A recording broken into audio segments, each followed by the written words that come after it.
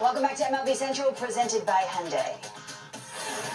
Hey, Braves fans, listen up. Mark Bowman covers the Braves and tweeted this. The Braves FaceTime Ronald Acuna Jr. around 1 a.m.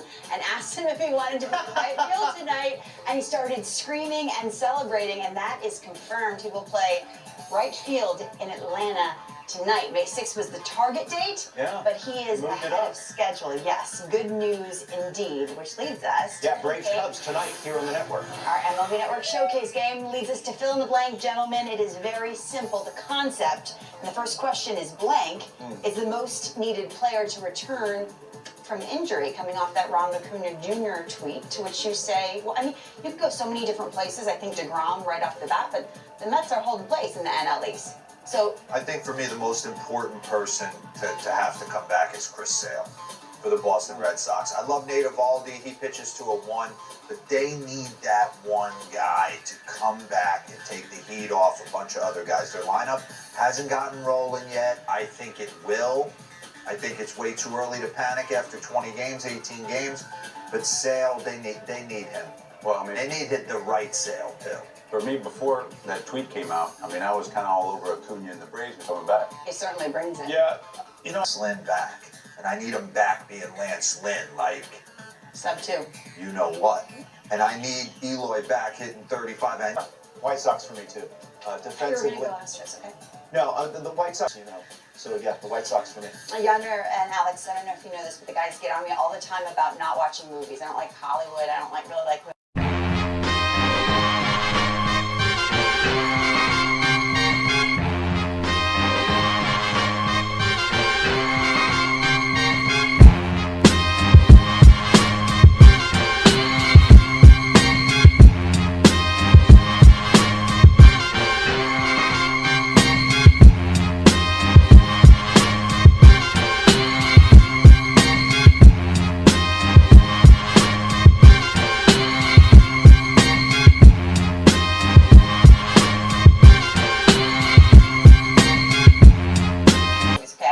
Hollywood? Yeah, she does. She had Will Smith, the whole slap incident kind of threw her. I didn't know if I can keep watching MLB Central until Lauren watches Bull Durham. So Lauren should watch blank this weekend. Which movie do I need to watch? Well, I will say, you would love Bull Durham. You would. Yeah, it's a great movie. I think Susan Sarandon is a revelation. It's a fantastic movie. Okay. That's It really is. Classic Kevin Costner, Susan Sarandon. Can't go wrong. Me and him are going to pick both the same one, Major League 2. And the reason for that is because why? Tira says Why? I'm in it. He's in it. Are you? Oh, He's in it. Jack Come on. Let's go. I was going to say Major League, not Major League 2. Major League 2 is funny. The original is the best. Well, once you watch the original, you gotta continue the story. You gotta continue the franchise. We need to get those old school Oakleys, man. A movie star lives among us. Hey, I was in the movie Friday Night Lights. You're welcome, people. 2 You're movie welcome. stars and a legend, and he is coming up next on MLB.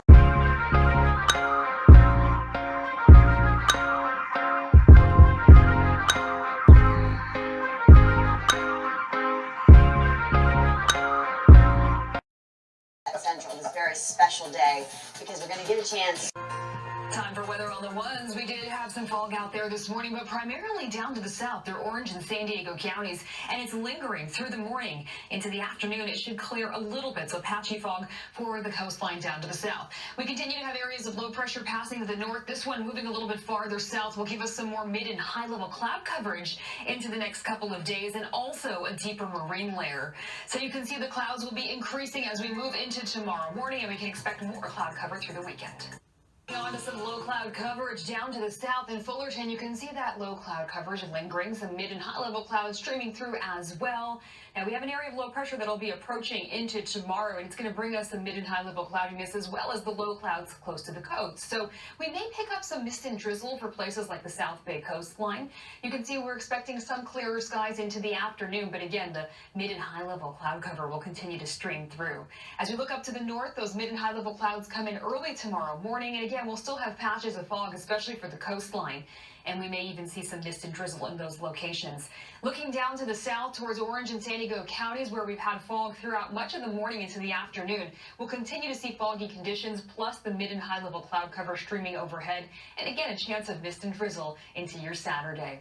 So winds are going to be kicking up for our deserts and mountains primarily. Stronger onshore winds picking up this evening into Saturday and actually staying very strong through the weekend. You can see getting much stronger through some of our desert communities.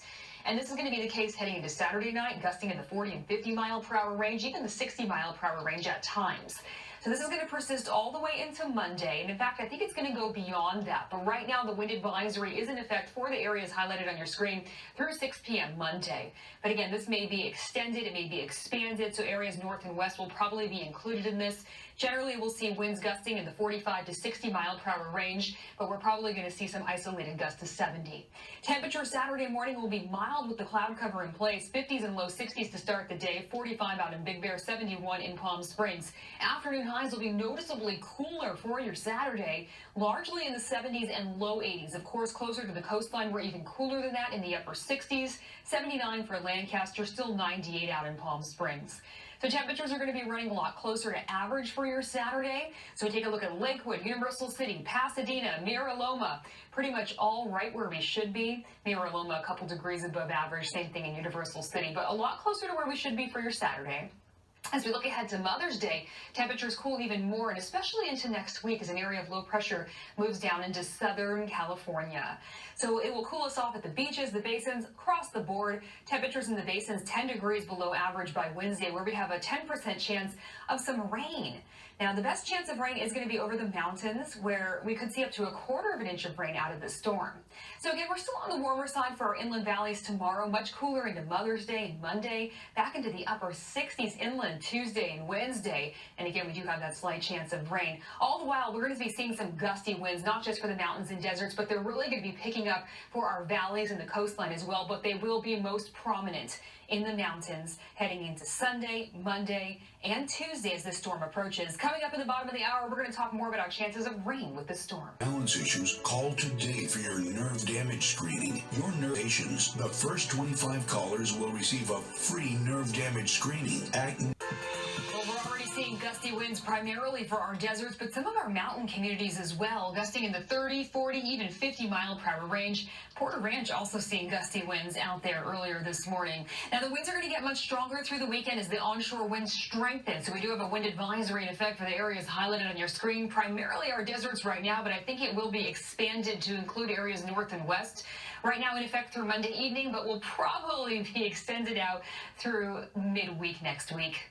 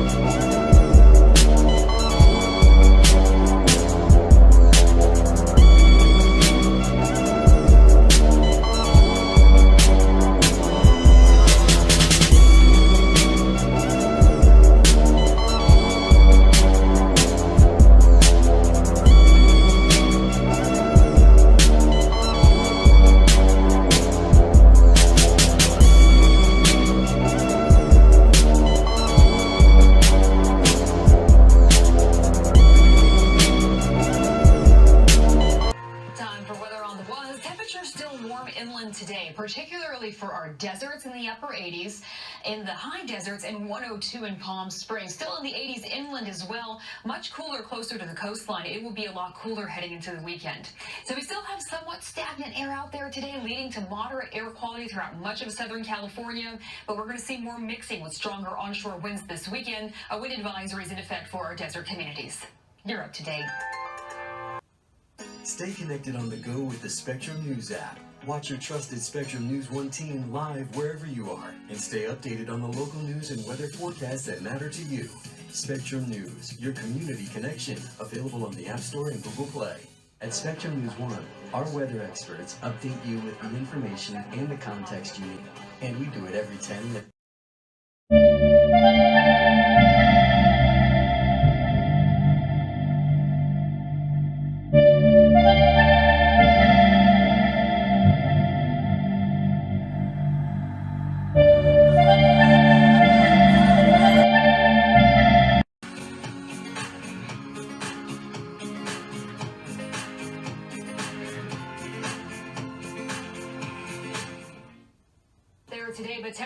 going to cool considerably heading into the weekend, and Whittier will be pretty much right at average. In fact, across Southern California, right where we should be for your Saturday. Definitely the pick of the weekend, because on Mother's Day, it's going to cool off and the winds are going to start to kick up, especially over the mountains and deserts. Even cooler into next week. Now, mid-late to late next week, we may even see some rain here in Southern California. We'll talk more about that in just a moment. First, let's talk temperatures for your Saturday. Again, a lot cooler. We'll be down into the 70s in places like Lancaster, Burbank, Simi Valley, Calabasas.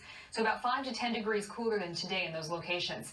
Closer to the coastline, temperatures stay about the same in the upper 60s for the Ventura County coastline. Same thing along Los Angeles County coastline. We'll wake up to the low cloud coverage. The marine layer is going to deepen in the next couple of days. We'll definitely have more clouds, not only the low clouds, but the mid and high level cloud cover streaming overhead tomorrow, which will move over our inland valleys. Temperatures there dropping into the 70s and low 80s. Same thing up through the high deserts in the low 80s in Victorville and Apple Valley. Upper 60s for the San Diego and Orange County coastlines, and the low 80s inland, 81 in Riverside, 80 in Corona, 83 in Hemet, 78 for Yorba Linda.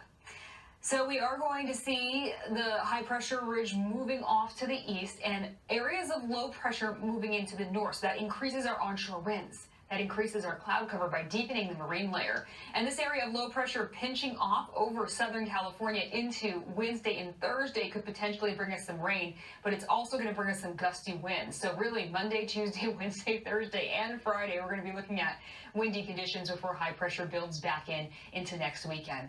So what are we looking at in terms of rain? Well, Northern California is going to get the most, as well as the Sierra. They're going to get 1 to 2 inches of rain up there. Locally, though, the rain totals are coming up. So let's go hyper local with that and show you what we're expecting here in SoCal. Still a few hundredths up to 1/10 of an inch of rain for most, but some locations like out towards the mountains in Banning, and you can see the blue contour over the foothills of the mountains there, as well as down through San Diego County, closer to 1/3 or even 1/2 inch of rain. So we'll, of course, keep you posted as that draws a little bit closer. The long-range computer models typically only verify about 70% of the time this far out. Extended forecast is still going to be hot for our desert communities into tomorrow, and we'll be warm on Mother's Day as well, but much cooler. You can see cooling down about 10 degrees over Saturday, cooling even more into early next week with those winds kicking up. Remember, we have a wind advisory in effect for our desert communities for Sunday and Monday. All right, so chances of rain in the IE with mist and drizzle, light showers possible Sunday and Monday, but better chance into Wednesday and Thursday as that area of low pressure drops into Southern California. Temperatures will also be much cooler by mid next week, about 10 to 15 degrees below average across the board.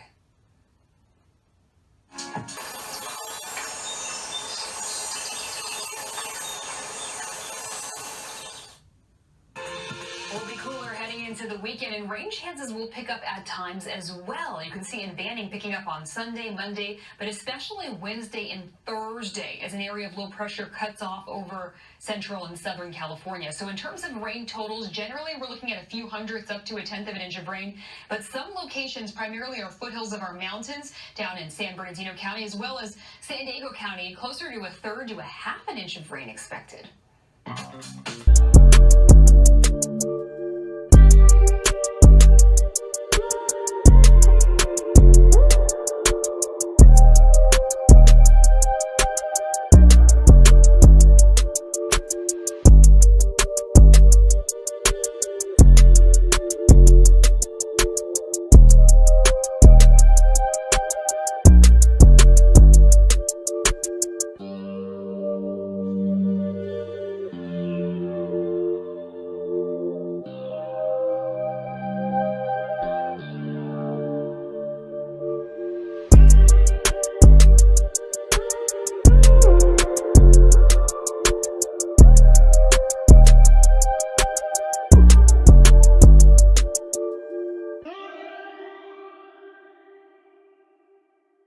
When hurting feet make you want to stop.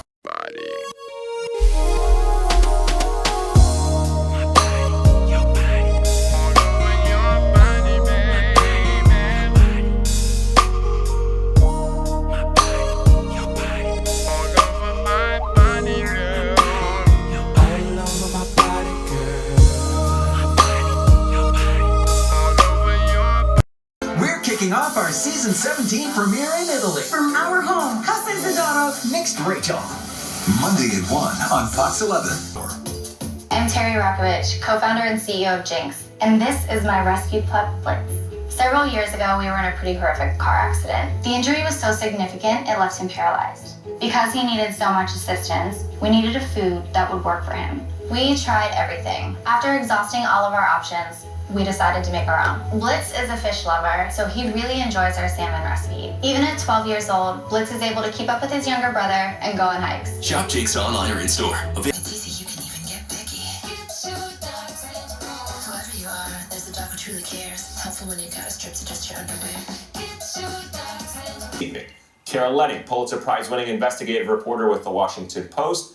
Zoe Tillman, she covers the intersection of law and politics for Bloomberg News. And Professor Melissa Murray of NYU Law School. She was a law clerk for Sonia Sotomayor on the federal bench before her nomination to the Supreme Court. It's great to have all three of you with us. Melissa, I'll start with you. Trump's attorney's filing with the Supreme Court argues, and this is a quote, the 11th Circuit lacked a jurisdiction to review the special master order. In your legal expertise, is that enough of an argument to try and slow down this process? Well, obviously, it's enough of an argument to slow it down because Clarence Thomas, who is the circuit justice for the 11th Circuit, has already given a week-long deadline for the DOJ to respond to this. And again, this is all in the context of Judge Jury's order, which said if the special master's review would likely be concluded toward the end of this month or the beginning of November. So this adds another week to that. So it's already been successful in delaying this and dragging this out a little bit. But again, it's a very modest claim. The view here is that the 11th Circuit lacked jurisdiction to review the special master's order. It doesn't deal with the second part of the special master's order, which allowed for the Department of Justice to continue using those classified documents in its investigation. So even if Donald Trump ultimately wins, it will be a quite narrow victory, which suggests that it wasn't really about the victory at all, but rather about running out the clock. Yeah, so to that point, Zoe, I mean, this appears at least somewhat complicated. Is it really Trump just trying to gum up the works here and a way for his attorneys to get access to those classified documents? You know, it's the time limit the Supreme Court set is a week, but it's not a month, it's not weeks. This could resolve fairly quickly. And in the meantime, the special master's work is going to continue. And critically, the Justice Department continues to have access to those classified documents, which they have said form the core of their investigation into whether sensitive materials and government records were mishandled. There is nothing stopping them from using them at the moment. And, you know, President Trump's legal team isn't asking the Supreme Court to step in and stop that. You know, I think the worst case scenario for the Justice Department would be the special master resumes his access to those classified documents and at some later date finds there was some privilege issue that could affect some future part of the investigation or some future part of the prosecution. But again, it is, it is quite narrow in what it's seeking to do at the moment. So let me hone in on that for a moment, Carol. The point that Zoe and both Melissa brought up. Trump and his lawyers, they're trying to stall. But what does this actually mean for the government's investigation and for our national security? The government's investigation will proceed because they have the permission to go right ahead and continue looking at two key issues.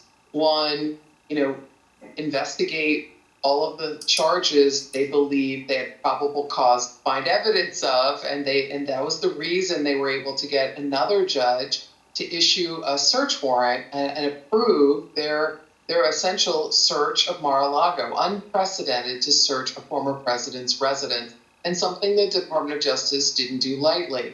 So they continue with that probe, and they continue at the same time with the same team looking at what's the danger to human sources, to intelligence gathering methods. What's the possible release because all of these classified records were basically in a beach club storage closet or in former President Trump's home and residence and office, handled or mishandled or handled without any potential security, any sure security, the way they would have been if they were stored by the government under lock and key. And both of those things are important. Both sides of that probe are important. And I would emphasize something else that Zoe said, which is this issue of what's the real risk here? I think there is one potential risk, and it's unlikely. I've already spoken a little bit about this earlier today, but if the Supreme Court were to rule in Donald Trump's favor, that the court the appellate court didn't have the jurisdiction to weigh in on this one tiny, technical, relatively speaking, issue. If that were concluded, that they didn't have the jurisdiction to do that, then you could raise questions about the 11th Circuit's jurisdiction to make other decisions that might then reinstate part of Judge Cannon's, arguably very flawed decision. I think there's one thing that we all should keep in mind, which is, yes, there's a stall. Yes, there's a wish to run out the clock. But we all know where Judge Deary, the special master, comes down on this. He finds this material to be classified, end of story, until he sees that Donald Trump's legal team gives him some evidence for why this isn't classified, which so far they haven't. He's already said, I know the law on this.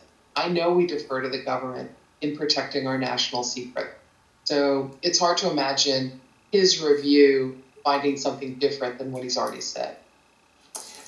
Melissa, can I ask you about the Supreme Court in all of this? Are you protecting our national secret? So it's hard to imagine his review finding something different than what he's already said. Melissa, can I ask you about the Supreme Court in all of this? Are you surprised that the court has given the Department of Justice a week to respond? And two, given how politicized this court is, and in specific, support for the cause, as well as gather information surrounding the importance of routine mammograms.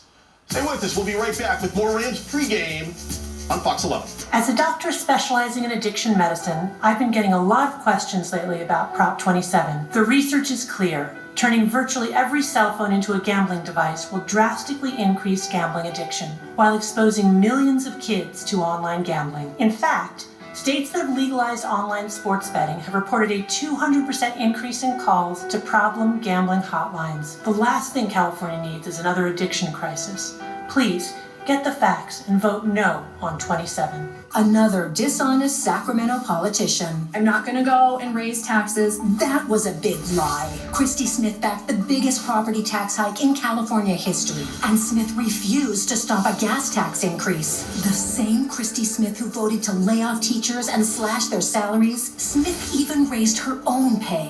We pay more, she makes more. Dishonest and destructive. That's Sacramento politician Christy Smith. NRCC is responsible for the content of this episode. Every time I close my eyes, I wake up feeling so horny. I can't get you out of my mind. Sexy, you be all I see. I would give anything.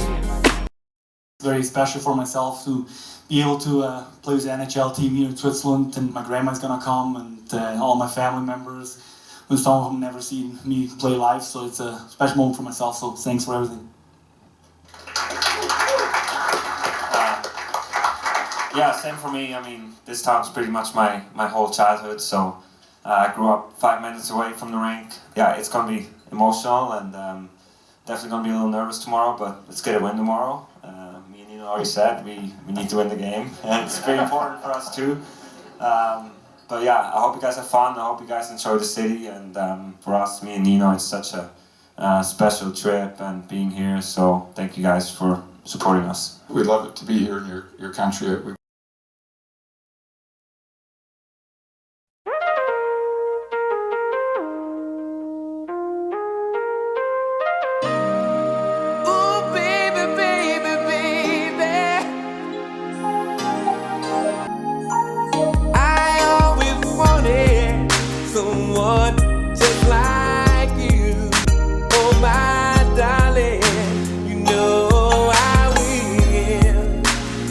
Yeah.